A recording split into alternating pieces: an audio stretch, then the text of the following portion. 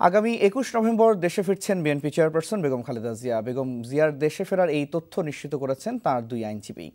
চিকিৎসার জন্য গত ১৫ সেপ্টেম্বর লন্ডনের উদ্দেশ্যে ঢাকা ছাড়েন বিএনপি চেয়ারপারসন। বিমানবন্দরে তাকে বিদায় জানান দলের নেতাকর্মীরা। ১৬ সেপ্টেম্বর লন্ডনে পৌঁছান বেগম জিয়া।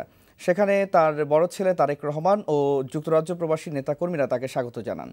চোখের চিকিৎসা এবং বড় ছেলের পরিবারের সাথে সময় কাটানোর পাশাপাশি যুক্তরাজ্য প্রবাসী নেতাকর্মীদের সাথেও বৈঠক করেন বিএনপি চেয়ারপারসন। নাগরিক সভায়ও যোগ দেন তিনি। বেগম জিয়ার দেশে ফেরা নিয়ে নানা গুঞ্জনের মধ্যে আজ বকশীবাজারে বিশেষ জজ আদালতে তার আইনজীবীরা নিশ্চিত করেন শনিবার দেশে ফিরবেন বিএনপি চেয়ারপারসন।